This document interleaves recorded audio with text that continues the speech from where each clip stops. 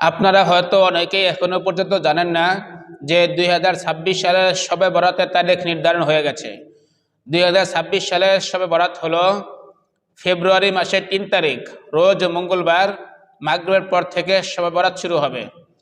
এই শবে বরাতে আমরা কি কি আমল করব, কয় রাকাত নামাজ পড়ব, নামাজের নিয়ত কিভাবে করব, রোজা কিভাবে রাখবো, রোজার নিয়ত কিভাবে করব এবং কোন তারিখে কয়টি রোজা রাখবো, সবগুলো আমি এই ভিডিওর মধ্যে বিস্তারিত আলোচনা করব ইনশাআল্লাহ।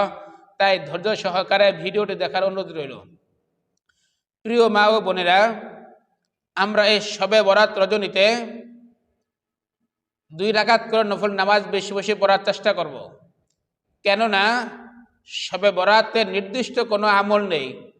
যেমন অনেকেই বলে থাকে এত রাকাত নামাজ পড়তে হবে, অমুক সূরা দিয়ে পড়তে হবে, এইভাবে নিয়ত করতে হবে, কিন্তু শরীয়তে এরকম কোনো বিধান নেই।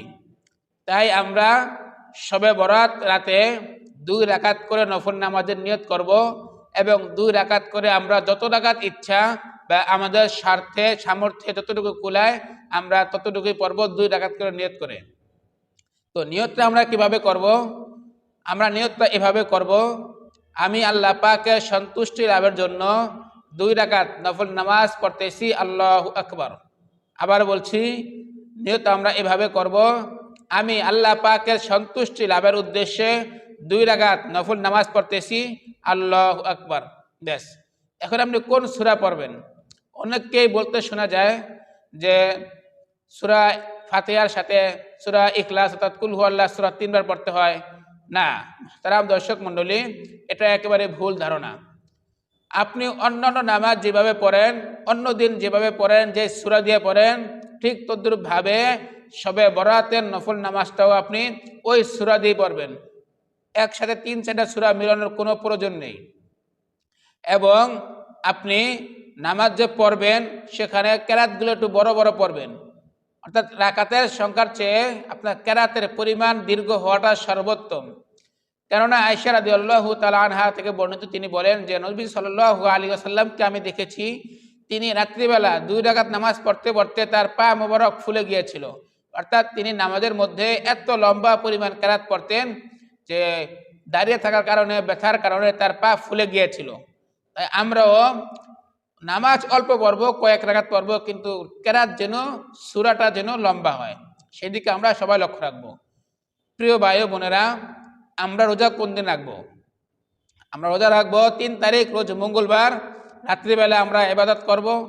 এরপরে আমরা শেষ রাত্রে সাহারি খেয়ে রোজা রাখবো, তারপরের দিন আমরা ইফতার করব এবং রোজা আমরা একটাই রাখবো। শবে বরাতে নির্দিষ্ট কোনো রোজা নাই, তাই আমরা প্রত্যেকে একটা রোজা রাখবো। হ্যাঁ, যদি আপনারা কেউ বেশি রাখতে চান তাহলে রাখতে পারেন, কোনো সমস্যা নেই। আইয়ামে বিধ হিসাব করলে আগে একটা পরে একটা, আপনারা মোট 3টা রাখতে পারেন, কোনো সমস্যা নেই। এবং রোজার নিয়ত কিভাবে করবেন? আমি আল্লাহ পাকের সন্তুষ্টি লাভের উদ্দেশ্যে একটি নফল রোজা রাখতেছি। আমি আল্লাহ পাকের সন্তুষ্টি লাভের উদ্দেশ্যে একটি নফল রোজা রাখতেছি, ব্যাস, এতটুকু করলেই যথেষ্ট হয়ে যাবে। তো কি কি আমল করবেন?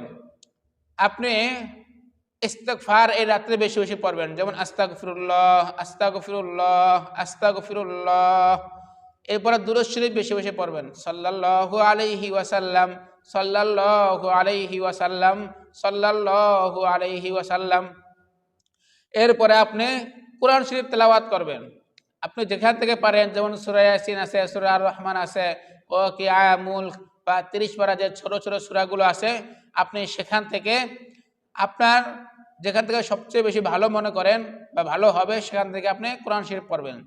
এবং আরও জিকির আজকার আছে, যেরকম সুবহানাল্লাহ 1000 বার পাঠ করা, আলহামদুলিল্লাহ 1000 বার পাঠ করা, আল্লাহু আকবার 1000 বার পাঠ করা।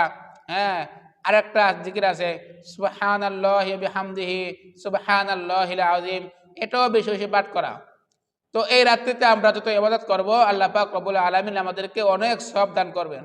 এবং আমরা নিজের জন্য দোয়া করব, নিজের বাবা মা, আত্মীয় স্বজন, মুরব্বিয়ানে কেরাম, সারা পৃথিবীর সমস্ত মুসলিম উম্মাহর জন্য আমরা এই রজনীতে দোয়া করব।